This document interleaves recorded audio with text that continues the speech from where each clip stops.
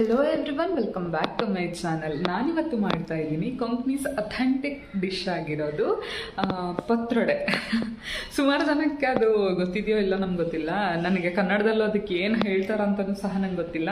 ನಮ್ಮ ಭಾಷೆಲಿ ಮಾತ್ರ ಪತ್ರೊಡೆ ಅಂತ ಹೇಳ್ತಾರೆ. ಸೊ ಹಾಗಾಗಿ ಇಲ್ಲಿ ಮಾವ ಎಲೆ ತೊಗೊಂಡ್ಬಂದಿದ್ದಾರೆ ನೋಡಿ. ಹಾಗೆಯೇ ನಾನಿಲ್ಲಿ ಇಲ್ಲಿ ಅಕ್ಕಿ, ಉದ್ದಿನಬೇಳೆ, ಕಡಲೆಬೇಳೆನ ಒಂದು 3 hours ಮುಂಚೆನೇ ನೆನೆಸಿಟ್ಟಿದ್ದೆ.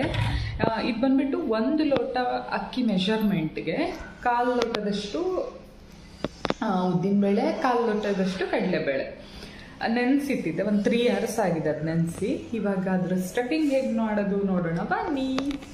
ಇದು ಕಡಲೆಬೇಳೆ ಮತ್ತು ಉದ್ದಿನಬೇಳೆ ಹಾಗೆ ಅಕ್ಕಿನ ಏನು ನೆನೆಸಿಟ್ಟಿದ್ನಲ್ವ ಅದನ್ನ ನಾನಿಲ್ಲಿ ಸ್ವಲ್ಪ ಸ್ವಲ್ಪ ಹಾಕ್ಕೊಳ್ತಾ ಇದ್ದೀನಿ.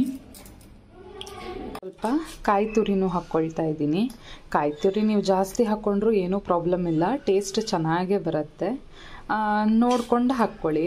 ನಾನಿಲ್ಲಿ ಒಂದು ಕಾಯಲ್ಲಿ ಅರ್ಧ ಬಳಕೆಯಷ್ಟು ಕಾಯಿನ ತುರಿದು ಬಿಟ್ಟು ಇದಕ್ಕೆ ಆ್ಯಡ್ ಮಾಡ್ಕೊಳ್ತಾ ಇದ್ದೀನಿ. ಹಾಗೆ 1 ಸ್ಪೂನಷ್ಟು ಧನಿಯಾನ ಹಾಕ್ಕೊಳ್ತಾ ಇದ್ದೀನಿ. ಹಾಗೆ ಇಷ್ಟು ಹುಣಸೆ ಹಣ್ಣನ್ನು ಹಾಕ್ಕೊಳ್ತಾ ಇದ್ದೀನಿ, 1 ಲಿಂಬೆ ಹಣ್ಣನ್ನು ಅಷ್ಟು. ಒಂದು ಅರ್ಧ ಸ್ಪೂನಷ್ಟು ಜೀರಿಗೆ ಪುಡಿನ ಹಾಕ್ಕೊಳ್ತಾ ಇದ್ದೀನಿ. 1/4 ಸ್ಪೂನಷ್ಟು ಮೆಂತೆ.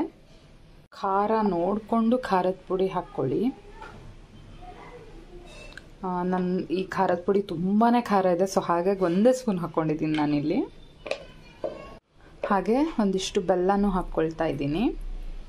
ಟೇಸ್ಟಿಗೆ ಎಷ್ಟು ಬೇಕೋ ಅಷ್ಟು ನೋಡಿಕೊಂಡು ಉಪ್ಪನ್ನು ಹಾಕ್ಕೊಂಡು ಇದಿಷ್ಟನ್ನು ಇವಾಗ ಗ್ರೈಂಡ್ ಮಾಡ್ಕೊಂಬರ್ತೀನಿ. ಇಲ್ಲಿ ನೋಡಿ, ಇವಾಗ ಮಸಾಲ ರೆಡಿಯಾಗಿದೆ. ಈ ರೀತಿ ಫೈನಾಗಿ ಪೇಸ್ಟ್ ಮಾಡ್ಕೊಬೇಕು. ಇದನ್ನು ಕರೆಕ್ಟಾಗಿ ಒಂದ್ಸಲ ಟೇಸ್ಟ್ ನೋಡ್ಕೊಳ್ಳಿ, ಅಂದರೆ ಉಪ್ಪು ಖಾರ ಎಲ್ಲ ಸರಿ ಇದೆಯಾ ಅಂದ್ಬಿಟ್ಟು. ಹಾಗೆ ಈ ರೀತಿ ಎಲ್ಲನ ಇಟ್ಕೊಬೇಕು. ಇದರಲ್ಲಿ ಶೀಟಲ್ಲಿ ಸರಿಯಾಗಲ್ಲ, ನಾನು ಡೈನಿಂಗ್ ಟೇಬಲ್ ಮೇಲೇ ಡೈರೆಕ್ಟಾಗಿ ಹಾಕ್ಕೊಳ್ತಾ ಇದ್ದೀನಿ. ಈ ಥರ ಉಲ್ಟಾ ಇಟ್ಬಿಟ್ಟು ಹೀಗೆ ಸವರಬೇಕು. ಸ್ವಲ್ಪ ದಪ್ಪ ಲೇಯರಾಗಿ ಸವರ್ತಾ ಬನ್ನಿ. ಆವಾಗ ಏನಂದರೆ ಮಸಾಲ ಒಳಗಡೆ ಚೆನ್ನಾಗಿ ಅಂಟ್ಕೊಂಡು ಹತ್ಕೊಂಡು ಬರುತ್ತೆ. ಟೇಸ್ಟು ಸಹ ತುಂಬಾ ಚೆನ್ನಾಗಿರುತ್ತೆ ಆಯಿತಾ. ಇದು ಮಳೆಗಾಲ, ಆಷಾಢ ಮಾಸ ಅಂತ ಅಂದರೆ ಆಯಿತು, ನಮಗೆ ಪತ್ರೊಡೆ ಹಬ್ಬ ಇದ್ದಂಗೆ. ಇದು ಆಲ್ಮೋಸ್ಟ್ ಎಲ್ರಿಗೂ ಇಷ್ಟ ಆಗತ್ತೆ ಈ ಡಿಶ್. ಯಾರಿಗೂ ಇಷ್ಟ ಆಗೋದಿಲ್ಲ ಅಂತೇನಿಲ್ಲ, ತುಂಬಾ ಇಷ್ಟಪಟ್ಟು ತಿಂತಾರೆ ಎಲ್ಲರೂ ಸಹ. ಈ ರೀತಿ ನೋಡಿ, ಇವಾಗ ಹೀಗೆ ಕಂಪ್ಲೀಟ್ ಎಲೆಗೆ ಸವರಬೇಕು ನೀವು. ಎಲ್ಲೂ ಈ ಗ್ಯಾಪ್ ಬಿಡಬಾರ್ದು, ಹೀಗೆ ಸವರಬೇಕು. ಹಾಗೆ ಇದ್ರ ಮೇಲೆ ಇನ್ನೊಂದು ಎಲೆನ ಈ ಥರ ಇಟ್ಕೊಬೇಕು.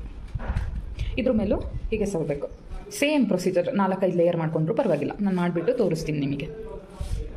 ಈ ರೀತಿ 4-5 ಲೇಯರು ಒಂದ್ರ ಮೇಲೆ ಒಂದಿಟ್ಟು ಈ ಥರ ಮಸಾಲಾನ ಹಚ್ಚಬೇಕಾಗತ್ತೆ. ನಾನು ಎಕ್ಸಾಕ್ಟಾಗಿ 5 ಲೇಯರ್ ಹಚ್ಚಿದ್ದೀನಿ. ಹಾಗೆ ಇದನ್ನು ಇವಾಗ ಈ ರೀತಿ ಫೋಲ್ಡ್ ಮಾಡ್ಕೊಬೇಕು. ಮಸಾಲ ಎಷ್ಟಿದ್ರೂ ಸಾಕಾಗೋದೇ ಇಲ್ಲ ಆಯಿತಾ. ನೋಡಿ, ನಾನು ಅಷ್ಟು ಹಾಕಿದ್ದೆ, ಇನ್ನು ಸ್ವಲ್ಪನೂ ಉಳಿದಿಲ್ಲ. ಆ ರೀತಿ ಹಚ್ಚಿ ಹೀಗೆ ಫೋಲ್ಡ್ ಮಾಡಬೇಕು. ಟೈಟಾಗಿ ಸುತ್ತಬೇಕಾದ್ರೆ. ಹಾಗೆ ಬಿಗಿನರ್ಸ್ ಆದರೆ ದಾರ ಕಟ್ಟಿ ಬೇಯಿಸಿ, ಇಲ್ಲಾಂದರೆ ಬಿಚ್ಚಿ ಹೋಗೋ ಚಾನ್ಸಸ್ ಇರುತ್ತೆ. ಹಾಗೆಯೇ ಈ ರೀತಿ ನೋಡಿ,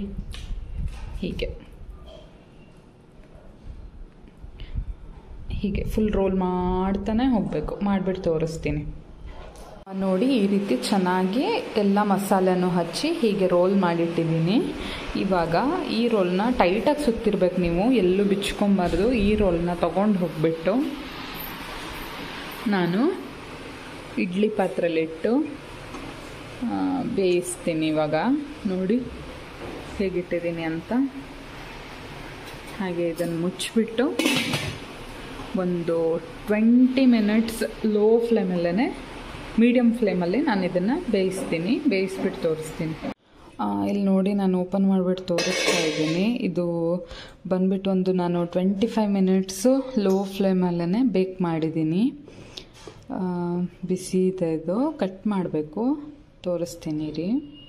ನೋಡಿ, ಈ ರೀತಿ ತೆಗೆದ್ಬಿಟ್ಟು ಹೀಗೆ ಕಟ್ ಮಾಡಬೇಕು. ಫುಲ್ ರೋಲಾಗಿ ಬಂದಿರತ್ತಿದು. ನೋಡಿ ಎಷ್ಟು ಚೆನ್ನಾಗಿ ಬರುತ್ತೆ ಅಂದ್ಬಿಟ್ಟು. ಬಿಸಿ ಇದೆ ಇನ್ನು. ಸಿ ಇದೇ ರೀತಿ ಎಲ್ಲ ಪತ್ರೊಡೆನೂ ಕಟ್ ಮಾಡ್ಕೊಳ್ತೀನಿ ನಾನು. ಹಾಗೆ ಇದನ್ನು ರವೆ ಫ್ರೈ ಮಾಡಬೇಕಾಗತ್ತೆ. ನೋಡಿ ಎಷ್ಟು ಎಳೆ ಎಳೆಯಾಗಿ ಬಂದಿದೆ ಅಂತ. ಇಲ್ಲಿ ನೋಡಿ ನಾನೆಲ್ಲನೂ ಕಟ್ ಮಾಡಿಬಿಟ್ಟು ಈ ರೀತಿ ಎರಡೂ ಸೈಡ್ ರವೆ ಹಚ್ಚಿಬಿಟ್ಟು ಸ್ವಲ್ಪ ಆಯಿಲ್ ಹಾಕಿ ಫ್ರೈ ಮಾಡ್ತಾ ಇದ್ದೀನಿ. ತುಂಬಾ ಟೇಸ್ಟಿಯಾಗಿದೆ. ನನಗಂತೂ ಹಾಗೆ ತಿನ್ನೋಕ್ಕೆ ಇಷ್ಟ ಆಯ್ತಾ. ನಾನು ಹಾಗೆ ತಿಂದ್ಬಿಟ್ಟು ಸುಮಾರು ಖಾಲಿ ಮಾಡಿದೆ. ಇದು ಇವಾಗ ರಾತ್ರಿ ಊಟಕ್ಕೆ ಅಂದ್ಬಿಟ್ಟು ಒಂದು ಸ್ವಲ್ಪ ಫ್ರೈ ಮಾಡ್ಕೊತಾ ಇದ್ದೀನಿ.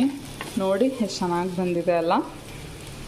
ಇದಂತೂ ನನಗೆ ಎಷ್ಟು ಇಷ್ಟ ಅಂದರೆ ನಾನು ಮಳೆಗಾಲ ಬರೋದನ್ನೇ ಕಾಯ್ತಾ ಇರ್ತೀನಿ ಪತ್ರೊಡೆ ತಿನ್ನೋಕ್ಕೆ.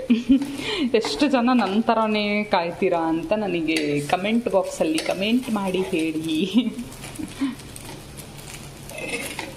ಜಸ್ಟ್ ತುಂಬಾ ರೋಸ್ಟ್ ಆಗಬೇಕಂತೇನಿಲ್ಲ, ಜಸ್ಟ್ ಒಂದು ಈ ರೀತಿ ಚೆನ್ನಾಗಿ ಫ್ರೈ ಮಾಡಿದರೆ ಆಯಿತು. ಇನ್ನೊಂದು 5 ಮಿನಿಟ್ಸಲ್ಲಿ ಇದು ರೆಡಿ ಆಗುತ್ತೆ. ಬಿಸಿ ಬಿಸಿ ಪತ್ರೊಡೆ ಜೊತೆ ಇದು ಬಂದ್ಬಿಟ್ಟು ದಾಳಿ ತಾಯಿ. ಇದು ಬಿಸಿ ಇದೆ, ಅನ್ನನೂ ಬಿಸಿ ಇದೆ, ಎಲ್ಲ ಬಿಸಿ ಬಿಸಿ ಊಟ ತಣ್ಣಗಿರೋ ಮಳೆ ಜೊತೆ. ಇವಾಗ ತಾನೇ ಬಿಸಿ ಬಿಸಿ ಪತ್ರೊಡೆನ ಪ್ಲೇಟಿಗೆ ಹಾಕ್ಕೊಂಡಿದ್ದೀನಿ. ನನಗಂತೂ ಇಷ್ಟು ನಾನಂತೂ ಕಾಯ್ತಾ ಇದ್ದೀನಿ ಆಯ್ತಾ, ಯಾವಾಗ ಫ್ರೈ ಆಗುತ್ತೆ ಯಾವಾಗ ತಿನ್ನೋದು ಅಂತ. ತಿನ್ನೋ ವಿಷಯದಲ್ಲಿ ನಾನಿದ್ದೀನಲ್ಲ, ಯಾವತ್ತೂ ಕಾಂಪ್ರಮೈಸ್ ಮಾಡ್ಕೊಳ್ಳಲ್ಲ. ಏನಾದರೂ ಆಗಲಿ, ಇರೋದು ಒಂದೇ ಲೈಫು, ಚೆನ್ನಾಗಿ ತಿನ್ನಬೇಕು, ಆರಾಮಾಗಿರ್ಬೇಕು ಅಂತ. ಹಾಗಾಗಿ ಟೇಸ್ಟ್ ಮಾಡೋಣ ಬನ್ನಿ. ಬಿಸಿ